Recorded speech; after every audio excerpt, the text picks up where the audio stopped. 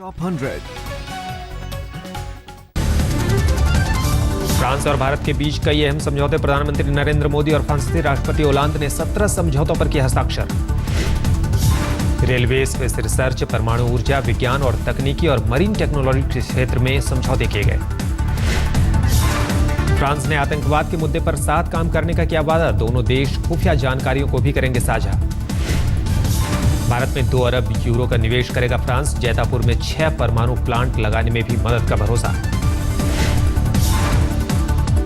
France Bharat के सबसे घनिष्ठ मित्रों और विश्वसनीय पार्टनर्स में एक हैं। ये समय और चुनौती भरे समय दोनों में फ्रांस भारत के साथ खड़ा रहा है।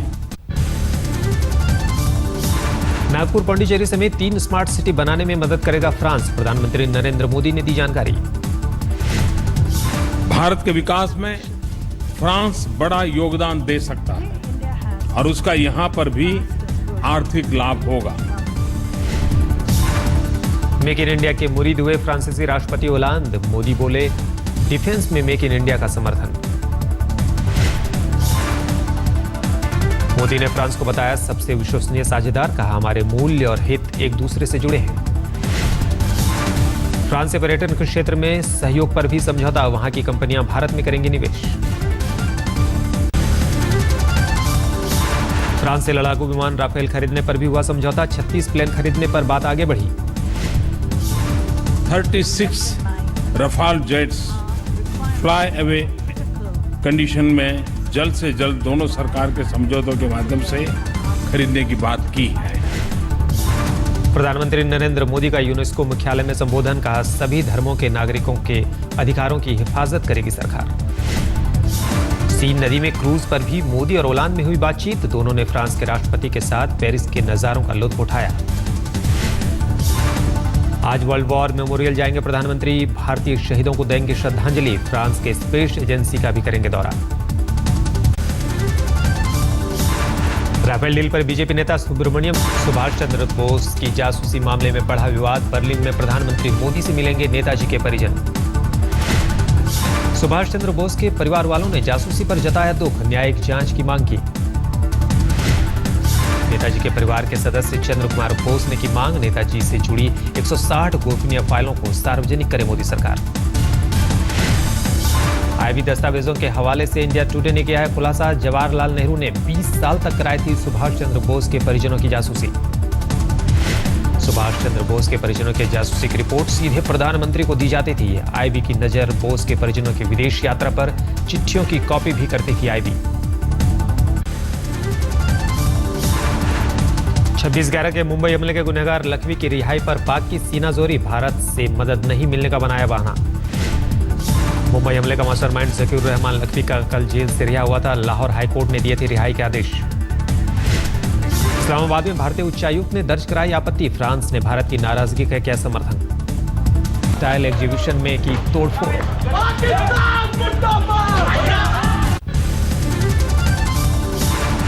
राष्ट्रीय सम्मान पर शरद यादव का विवादित बयान। कहा, सिर्फ बेईमानों और बड़े लोगों को मिलता है पद्म पुरस्कार।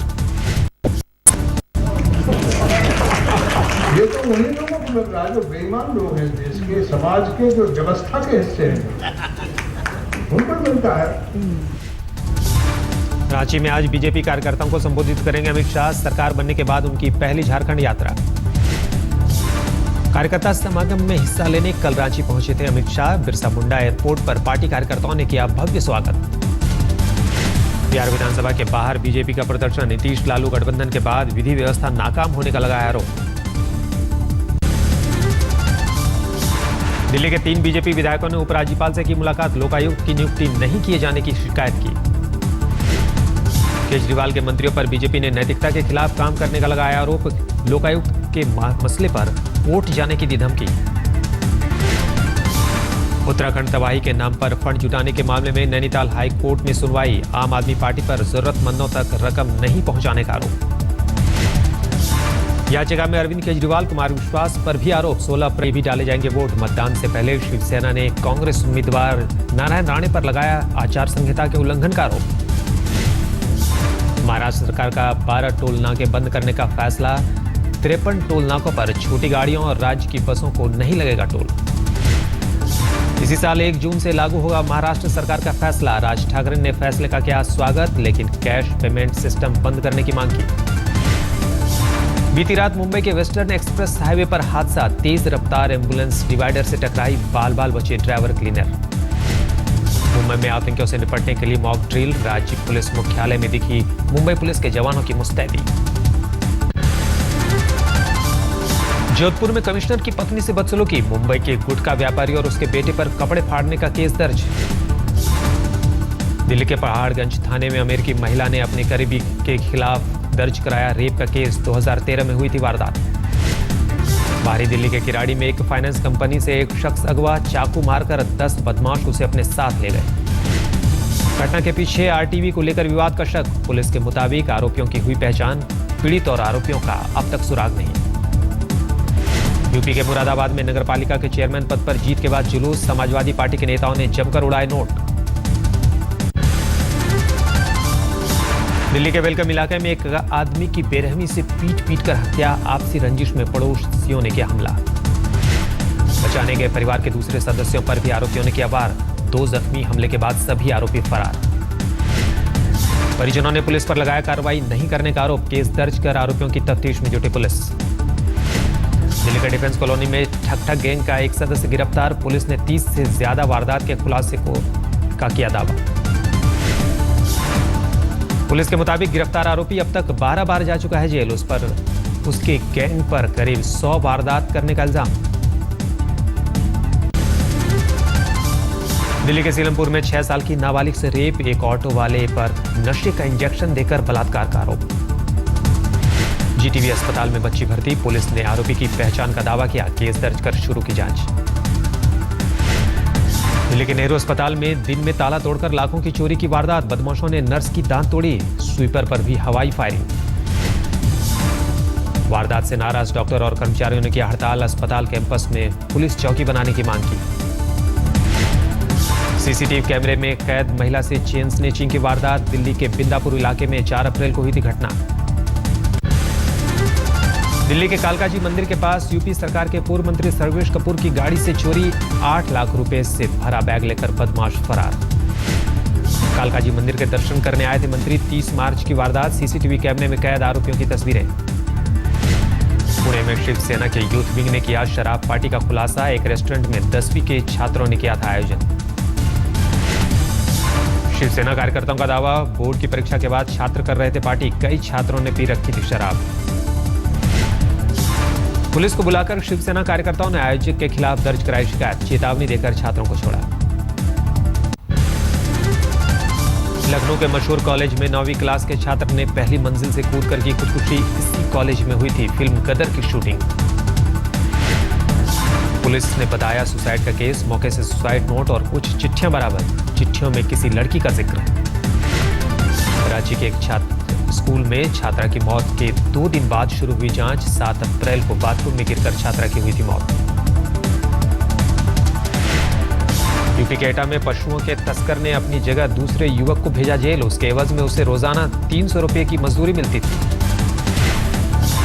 मुख्य आरोपी का अब तक सुराग नहीं, साजिश रचने वाले 2 आरोपियों को पुलिस ने किया गिरफ्तार। लखनऊ में एक ही रात 5 घंटे में 5 ट्रेनों में डकैती की वारदात, लूटपाट के साथ महिलाओं से बदसलूकी भी हुई, बुधवार रात की वारदात। मामले का खुलासा होते ही जीआरपी का इंस्पेक्टर निलंबित, आरोपियों की धरपकड़ के लिए 5 टीमें बनाई गई। महाराष्ट्र के पालघर में 5 साल की बच्ची की हत्या, लाश को रेत में दफनाकर सबूत मिटाने की कोशिश। 9 अप्रैल से घर से लापता थी बच्ची, लेकिन दर्ज नहीं हुआ केस, पुलिस ने शव को पोस्टमार्टम के लिए भेजा। पटना में मास्क मैन गैंग का खौफ, 4 महीने में कई एटीएम से 1 करोड़ की लूट, लेकिन आरोपियों का अब तक सुराग नहीं। दिल्ली के मयूर विहार में सड़क किनारे खड़े ट्रक से टकराई तेज रफ्तार कार, जख्मी ड्राइवर को अस्पताल में भर्ती कराया गया। आगरा में 10 फीट ऊंची दीवार गिरी, मलबे में दबकर 3 महिला मजदूरों की मौत, नाले के किनारे नगर निगम बनवा रहा था दीवार।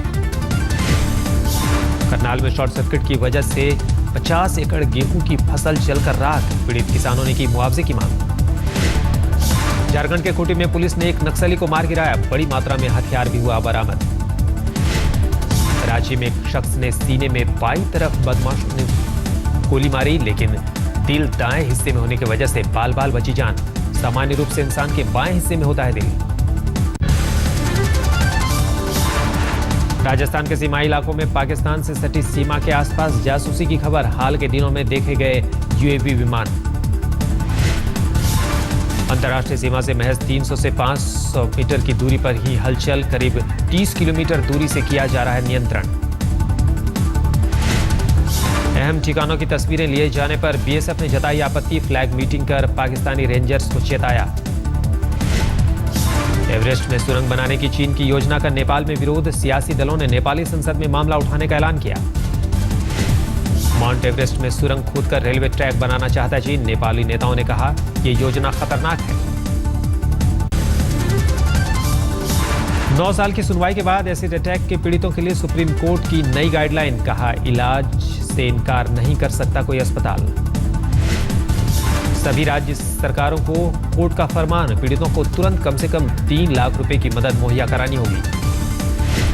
चेन्नई में मई 17 आंदोलन से जुड़े कार्यकर्ताओं का प्रदर्शन। आंध्र के सीएम चंद्रबाबू नायडू के परिवार से जुड़े सुपरमार्केट का विरोध। अब फ्लिपकार्ट का सामान ग्राहकों तक पहुंचाएंगे मुंबई के डब्बा वाले। ऑनलाइन कंपनी से हुई डील। शुरुआत में प्रीपेड भुगतान करने वाले ग्राहकों को मिलेगा डिलीवरी का फायदा। सामान पहुंचाने में होगी 3 से 4 घंटे की बचत। राजस्थान रॉयल्स ने किंग्स 11 पंजाब को 26 रनों से हराया। 163 रनों का मिला था लक्ष्य। राजस्थान के लिए जेम्स फॉकनर ने बनाए शानदार 46 रन। फॉकनर ने 3 अहम विकेट भी झटके। किंग्स 11 पंजाब की ओर से सहवाग 0 पर आउट। मुरली विजय ने 37 रन बनाए। जॉर्ज बेली और अक्षर पटेल 24 रनों का दिया योगदान। आईपीएल 8 में आज 2 मुकाबले। अहम मुकाबले में चेन्नई सुपर किंग्स और हैदराबाद के बीच होगी भिड़ंत।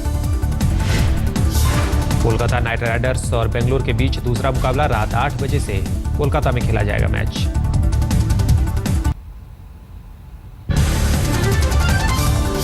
अपने जमाने की मशहूर अभिनेत्री और डांसर हेलेन का मुंबई में सम्मान। गर्ल्स बैंड ने किया सम्मानित। सम्मान समारोह के मौके पर मुख्य अतिथि थी हेलेन। कलाकारों ने किया शानदार प्रदर्शन। दिल्ली में 3 दिन तक चलने वाला वैशाखी फेस्टिवल शुरू। पहले दिन पंजाबी गायकों की आवाज का चला जादू। नोएडा में विदेशी जलपरियों ने दिखाया जलवा। जिम्नास्टिक और स्विमिंग का अनूठा संगम दिखा। देश में पहली बार हुआ ऐसा आयोजन। सिंक्रोनाइज्ड स्विमर्स ने हिंदी फिल्म के गाने पर भी किया परफॉर्म।